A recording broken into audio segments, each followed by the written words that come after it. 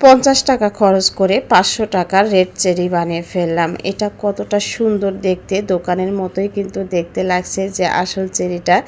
অবশ্য স্বাদে একটু কম বেশি হবে। তো যাই হোক, অল্প টাকা খরচ করে যদি আমি একটা ভালো রেসিপি বানিয়ে নিতে পারি তাহলে কিন্তু লসের কিছু নেই।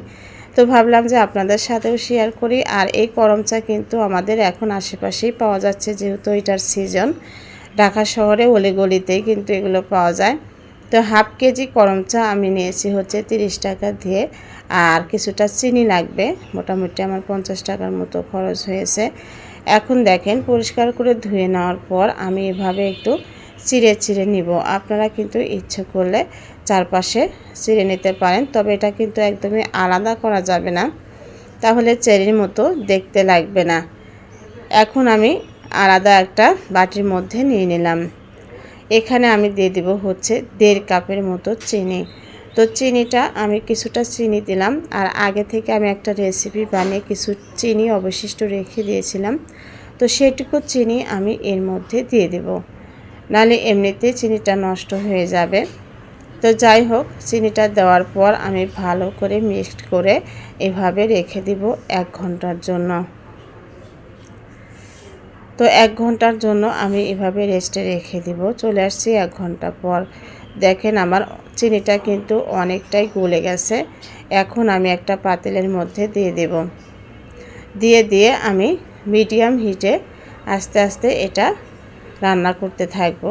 চুলাটা কিন্তু একদমই বাড়িয়ে দেওয়া যাবে না, আর খুব বেশি নাড়াচাড়া করারও প্রয়োজন হবে না।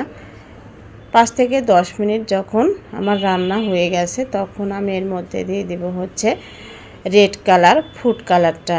ফুড কালার দেওয়ার কারণেই কিন্তু এর কালারটা চেঞ্জ হয়ে যাবে।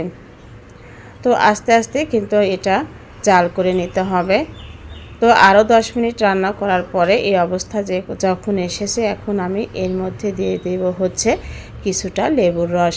লেবুর রস দিলে চিনিটা কিন্তু ঝুরঝুরে হবে না, শক্ত হবে না, একদম শিরাটা একটার সাথে আরেকটা গায়ে লেগে যাবে না।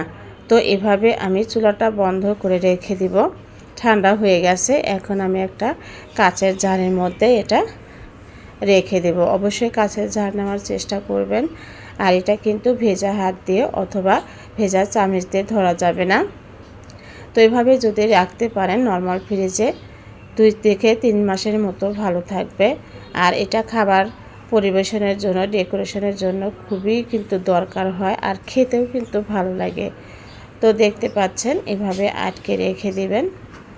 তো ধন্যবাদ। যদি ভালো লাগে লাইক কমেন্টস করবেন, আমার চ্যানেলটা সাবস্ক্রাইব